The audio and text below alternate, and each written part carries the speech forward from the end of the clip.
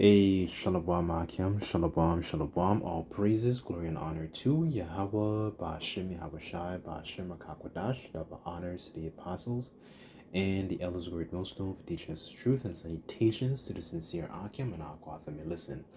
May the blessing of election be upon your house. My name is Brother Require, back in here with another quick and Lord's will is always an edifying lesson. And for today's lesson, I kind of just wanted to add a little bit more to a live lesson that the brothers and I did in regards to Easter. That people are pretty much in that same, spirit, every year, we got to get the bun and cheese, we got to get the fish, we got to get the dumpling and all that kind of stuff. And our people don't seem to know the origins of this. So I kind of just wanted to read a little bit about some of the origins and some of these false gods and what they go back to. As a matter of fact, before I start, let me go to the book of Jeremiah.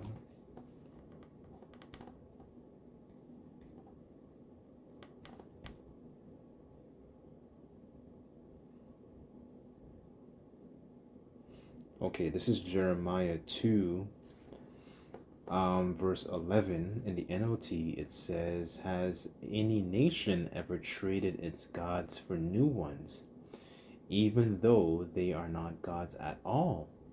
It says, "Yet my people have exchanged their glorious power, Yahweh, for worthless idols," right? So, our people have essentially, they cling on to, these different idols. And I want to show you some other idols that, that Easter actually goes back to, because, you don't really need the scriptures to actually understand that bunnies and rabbits don't lay eggs, right? That's common knowledge that people don't, that is common knowledge that our people should be able to look up, right? But our people are sottish, right? So,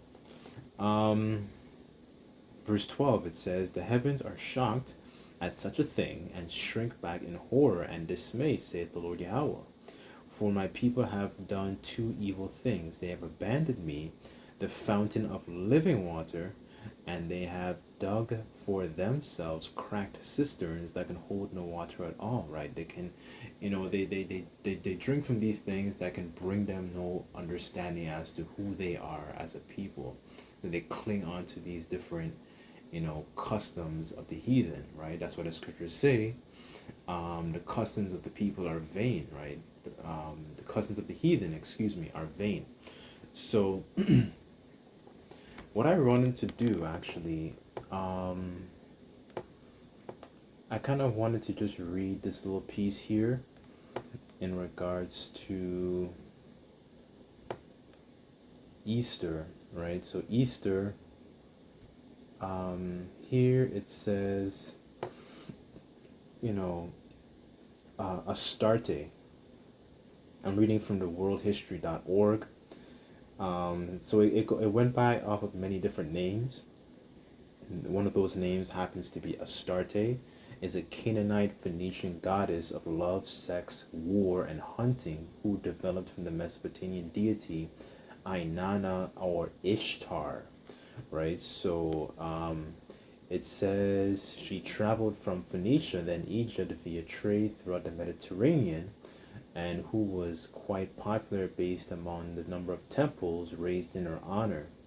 She is thought to have informed the development of Greek goddesses such as Artemis and Aphrodite, and Roman Venus, as well as the Hurrian goddess Soska, right? So Astarte is also known as Astarte, or in the scriptures is normally known as Ashtoreth, right? So you'd see that same, what it pretty much is, through the multiple different captivities as we went through, as described in Daniel the 7th chapter, those different beasts, you know, we picked up a lot of different gods along the way, being mingled amongst these different heathen, right? So, and this is one of the gods. So pretty much that god never really changed. in terms of its essence. So it's about, you know, sexual worship, it's about Queen of Heaven worship, it's about, you know, fertility worship, so on and so forth, right? And that is one of the things that, you know, the Lord really pretty much hates, because we're not supposed to have any other gods, you know, before him, right? All these other nations, as the scriptures say. As a matter of fact, let me get it. Just bear with me on this.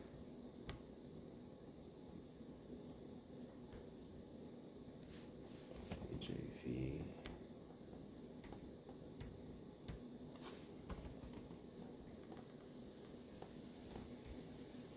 Psalms.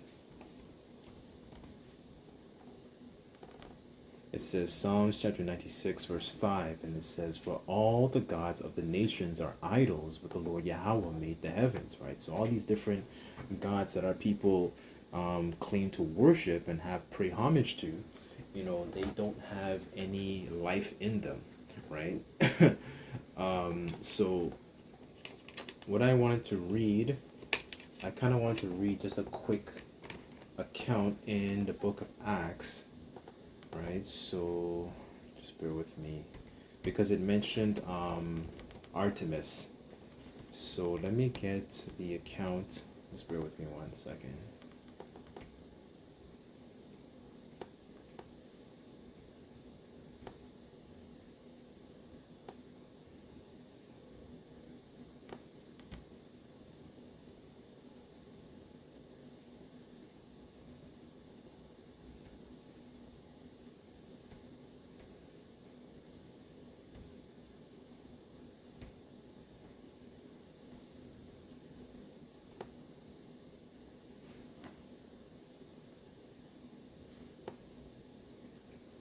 Okay, this is Acts chapter 19, verse 20. I'll start at verse 23 and just read down, right? So it says, "About that time, serious trouble," in the NLT, "serious trouble developed in Ephesus concerning the way. It began with Demetrius, a silversmith who had a large business for manufacturing silver shrines of the Greek goddess." Well, in the NLT it says Artemis, but in the KJV it actually says Diana. But when you go to it, um, when you go into the Greek word for when you see Diana, it actually says Artemis, right? So just for clarification, right? But that vibration is pretty much the same. It's just the name of the god pretty much changes over the different empires, but that vibration has always stayed the same. That's why the scriptures say that there is no new thing under the sun, right? So here it says he kept many craftsmen busy. He called them together along others employed in similar trades, and addressed them as follows: "Gentlemen, you know that our wealth comes from this business. As you know, but as you have seen and heard, this man Paul has persuaded many people that handmade gods aren't really gods at all." And he's right, because there aren't any gods at all. Let's go to the Apocrypha.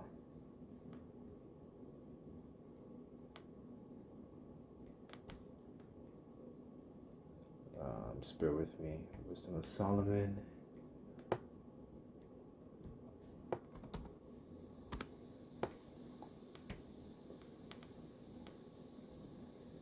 As a matter of fact, let me just read down and I'll bring out this precept. And it says,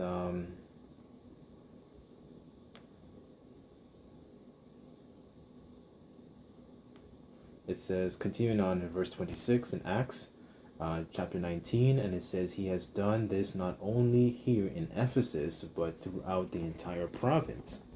It says, "Of course, I'm not only talking about the loss of public respect for our business, I am also concerned with the temple of our great goddess Artemis will lose its influence. That Artemis, this significant goddess worshipped throughout the province of Asia and all around the world, will be robbed of her great prestige," right? And it's pretty much the same sentiment when you think about the story of Bel and the dragon, and the those heathens at that time, they believed that their god, Bel, was an actual god, right? So these heathens always paid homage to something that was physical, right? But you know we understand that through this wisdom, knowledge, and understanding, we know that the Most High, he is, right. He doesn't have, there's no statue that we erect, for Yahweh Bashem Yahushai,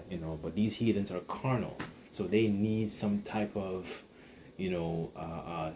statue, or some type of plant, some type of pole, to kind of show their homage, to show their appreciation for the for in their understanding. They believe that those gods that they create with their own hands, governs the elements around them, the weather, that governs the things of this world, so to speak, right? So let me just read down a little bit more, and it says, and this their anger boiled, and began shouting, saying, the great is Artemis of the Ephesians. Soon the whole city will be filled with confusion. Everyone rushed out to the amphitheater, dragging out Gaius and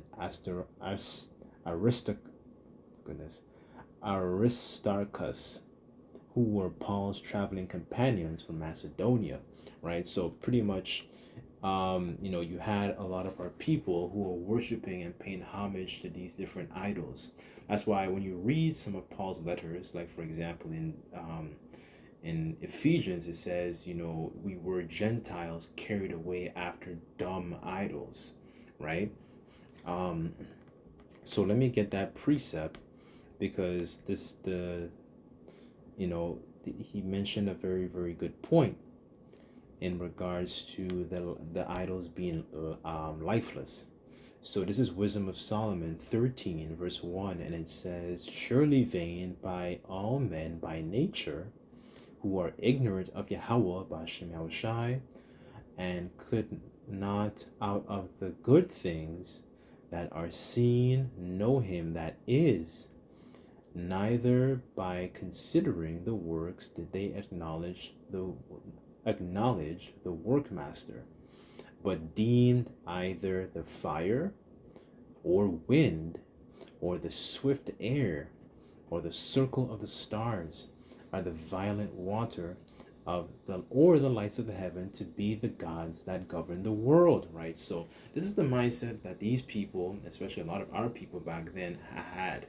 They have this understanding in thinking that they those idols that they created. So in that example, it was Diana, aka Artemis, aka Ishtar, aka Astarte, Ashtoreth, all these different gods. They were responsible for the inner workings of what's going on in their environment and in their universe as a whole, right? Unbeknownst to them, that there's only one power, right? Where was I? Just bear with me on this. Let me go back here.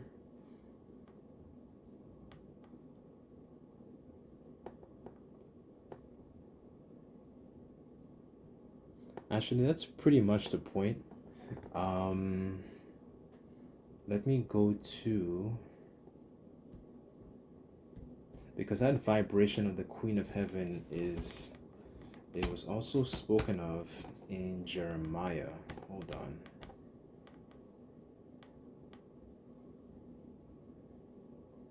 Because our people don't seem to understand going after these different gods, it really dims your vibration, right? Because all these different gods, it comes with some type of foul ritual that it requires you to do something that essentially the Lord did not instruct us to do. Okay, so this is Jeremiah 7 verse 18, and it says, the children gather wood, and the father kindle the fire. And the women knead their dough and made cakes to the queen of heaven, and poured out drink offerings unto other gods, that they may provoke me to anger. Right. So it says, they provoke me to anger, saith the Lord? Do they provoke themselves to the confusion of their own faces? Right. So they do these different things, and when you think about it, also around this time of year, it's the same vibration. They get their like, they call it